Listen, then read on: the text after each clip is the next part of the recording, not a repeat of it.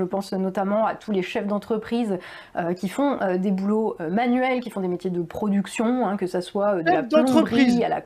Chef d'entreprise. Les chefs d'entreprise qui font des travaux manuels. Donc ça déjà, faut pas avoir vu, ne serait-ce que même, je parle même pas de PME, je parle même pas de TPE, faut même pas savoir ce que c'est une SARL de maçonnerie avec 3 ouvriers. Tu vois, à partir de 3 ouvriers, tu vois rarement le patron en train de porter des sacs de ciment et des sacs de mortier adhésif, Tatiana, s'il est plâtrier. Donc, tu ne sais pas. Tu vois, justement, toute l'idée du chef d'entreprise, c'est de s'extraire de ce travail manuel et de le faire faire par des salariés. Dévaloriser les métiers manuels, d'avoir survalorisé les métiers. Personne n'a dévalorisé les métiers manuels. Ça se voit qu'elle n'est pas fille d'ouvrière. Moi, j'ai grandi dans un milieu ouvrier, j'ai été ouvrier longtemps, etc. Qu'est-ce qu'on me disait? Mes parents ouvriers, qui ont toujours été ouvriers, mes grands-parents, etc. Travaille à l'école, passe ton bac pour pas être ouvrier.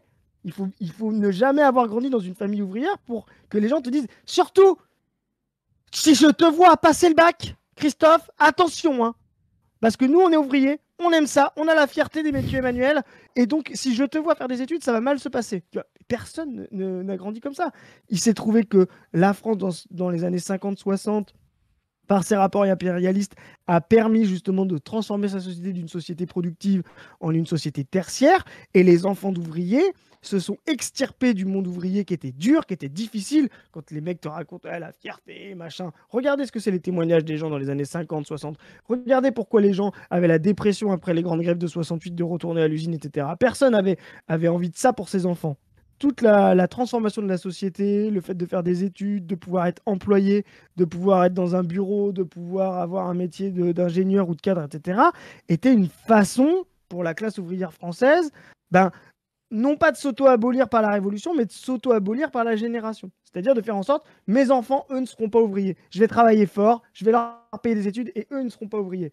Et ça, c'est pas la dévalorisation, c'est pas un grand projet de dévalorisation des métiers manuels. C'est quoi? C'est l'accumulation du capital, la pression sur l'exploitation ouvrière qui a fait qu'à un moment donné, les ouvriers ont essayé de sauver leurs enfants du monde ouvrier. Malheureusement, on aurait préféré que ça se fasse par la Révolution et la décapitation des bourgeois. Ça s'est fait par le truchement de l'impérialisme français et donc de la méritocratie et donc de la transformation d'une société productive en une société de services, etc. C'est triste, mais c'est pas un grand projet de dévalorisation. Ils savaient qu'ils vivaient un rapport d'exploitation dur, voilà, physique, violent, et ils ne voulaient pas ça pour leurs enfants. C'est les ouvriers eux-mêmes qui ont fabriqué des enfants qui ne devaient pas être ouvriers. Il y a toujours des petits bourgeois comme Tatiana Ventose qui n'ont jamais été ouvrières de leur vie, qui viennent dire ah là là, la chance d'être ouvrier. C'est vraiment bien. Ou tu sais, comme on était au Covid, super les caissières. Il y avait des gens, cadres, sup, profs, etc., qui étaient à la fenêtre. Bravo les métiers essentiels, ouais, les casseroles, les caissières, super. Par contre, Ombeline, s'il te plaît, finis tes leçons, parce que je veux pas que tu deviennes caissière. C'est ça le monde réel dont elle parle. Tu vois, le monde concret, c'est un monde où personne ne veut que ses enfants soient caissières. Tu vois, et moi compris. Parce que caissière, c'est pas un métier. C'est un métier dur, ultra exploité, avec des horaires de merde, avec des conditions de travail de merde, etc. C'était une fierté, parce qu'il y avait l'idée qu'on faisait quelque chose, on était capable de créer quelque chose de ses mains. Mon père, il était routier. Mon père, il a été métallo et routier. Tu sais qu'il avait un peu plus honte quand il était routier, parce que tu sais, il créait pas vraiment un truc de ses mains, tu vois, c'est un trajet entre 2 points, c'est pas vraiment. C'est pas de la production routier, mec. Hein. C'est vraiment, mais vraiment de la branlette de littéraire.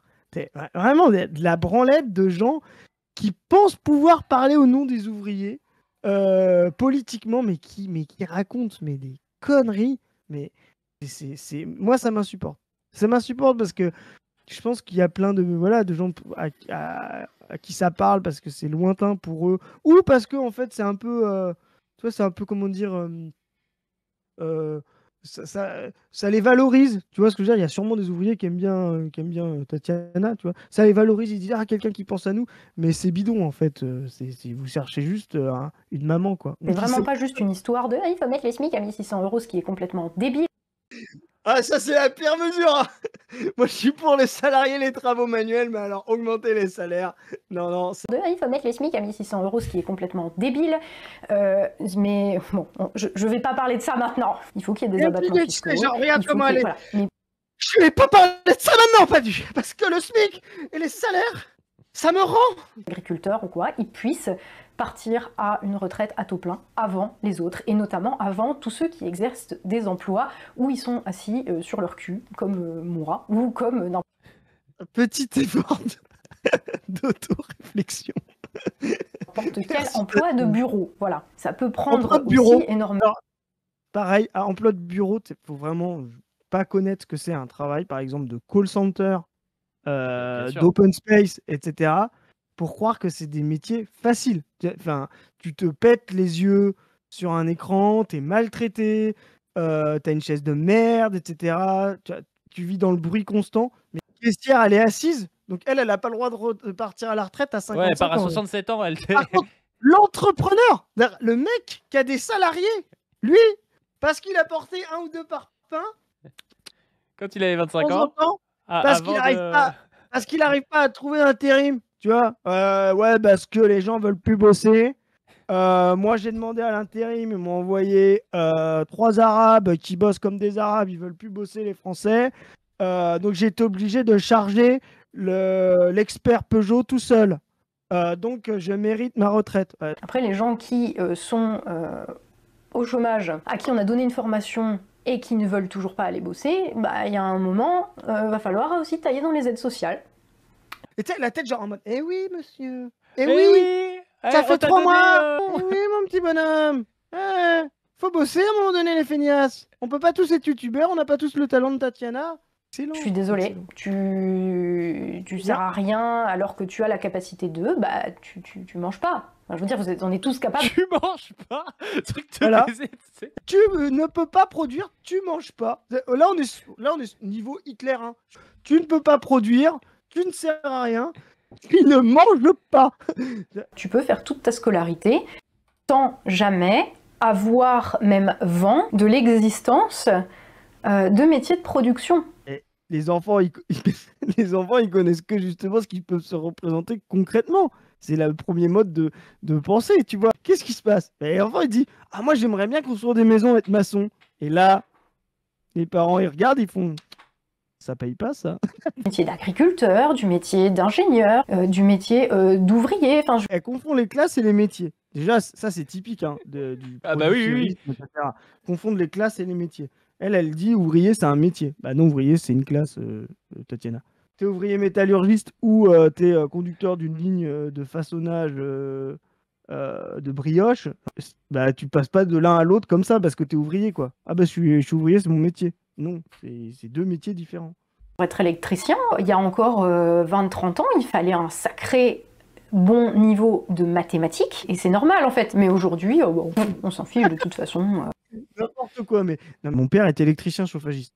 Et il a été électricien chauffagiste, il a été métallo, il a été électricien chauffagiste et il a fini routier. C'est pour te dire, il a le CAP. Il a en mathématiques, il a jamais eu un meilleur niveau que n'importe quel gars du brevet des collèges. Et en mathématiques, il n'y a pas besoin d'avoir un certain niveau en mathématiques pour être électricien, Tatiana. C'est justement pour ça que les gens qui sont mauvais en mathématiques, on les envoie en électricien. Ça n'a jamais existé. Ça n'a jamais existé. Personne n'a dit, tiens, il est excellent en maths, celui-là, il va faire électricien. Moi, le grand-père de ma compagne, il était maçon, mais il savait pas lire et écrire, tu vois, justement, et c'est pour ça qu'il était maçon. Et ça ne reflète en rien l'intelligence, la culture et le niveau de technique intellectuelle, toutes ces générations, on va dire, de certificats d'études hein, qui sortaient avec le certificat d'études. C'était le niveau de diplôme minimum pour sortir. Il y en a plein qui ont créé des boîtes avec l'essor industriel, tu vois ce que je veux dire, l'essor de la production et de la consommation, qui ont créé des boîtes, qui sont devenus chefs d'entreprise, etc. Donc ça Explique que faire un métier manuel, ce serait honteux, qu'il y a une humiliation profonde dans le fait d'être ouvrier ou artisan ou agriculteur, voilà, parce que... Juste, Tatiana, Simple. Fais efficace. Droit au but, Tatiana. Non, ça sert à rien d'essayer de trouver un discours. Il n'y a pas d'humiliation profonde, etc. C'est dur et c'est mal payé. Mais toi, tu veux pas les payer plus. Ça s'arrête là. La dévalorisation des travaux manuels, elle est concrète, elle est réelle. Tu gagnes pas beaucoup d'argent quand tu es ouvrier et tu te tues à la tâche. Ça, c'est concret. Et les gens comme toi, Tatiana, qui valorisent le travail, voilà, idéologiquement, vous êtes utile, c'est bien pour la société, c'est la magie, comme dirait Agnès Runacher, ou toutes les conneries, ou les rues, la société, vaut mieux d'être la société du salaire par rapport à celle des allocs. Tout ça, ça sert à quoi? Ça sert simplement à faire en sorte que les gens, ils acceptent leurs tâches, tout simplement. Et Culturel qui promeut l'oisiveté, la fainéantise, le fait de faire travailler son argent. Tout le spectre politique, même Mélenchon, dans un certain sens, tu vois ce que je veux dire, vend que la richesse, ça se fait par le travail. Sandrine Rousseau s'est fait tomber dessus quand elle a proposé, quand elle a reparlé de Paul Lafargue, le droit à la paresse, tu sais, face à Roussel, mais toute la droite, les droits tardés, etc. Il n'y a pas en France d'offres politiques et de débouchés politiques et même de masse sociale politique qui dit, mais surtout, oh là là, vous en êtes encore à travailler, vous en êtes encore à être salarié, mais putain, mais arrêtez de faire ça, quoi. Faites des PEA, les gars, ouvrez des plans d'action, bordel, soyez sérieux. La question que le gars pose là dès le début, comment convaincre les gens d'aller à l'usine, en fait, c'est une question qui est assez simple à résoudre. C'est toujours de poser la question par le prisme des individus. Oui, mais les gens, ils veulent pas travailler. Enfin, si tu fais une généralisation parce que toi, t'as pas envie d'aller bosser à l'usine, ou parce qu'on t'a foutu dans le crâne que c'était pas bien de travailler de ses mains et que donc tu imagines. En fait, ça ne marche pas comme ça, une société. Une société n'est pas un individu, justement, et il y a des moyens d'inciter les gens à travailler dans des métiers qui sont, en plus, c'est même pas juste utile, c'est qu'ils sont essentiels. Elle se dit, les structures sociales, c'est pour les cons. Tu vois, ceux qu'on peut inciter, qu'on peut orienter, hop, on leur donne un petit peu plus, un petit peu moins d'impôts, et hop, on les refout à l'usine, etc. C'est pour les cons. Elle est là. Elle est libre, elle fait ce qu'elle veut, elle n'a pas à y aller, elle est sur YouTube, etc.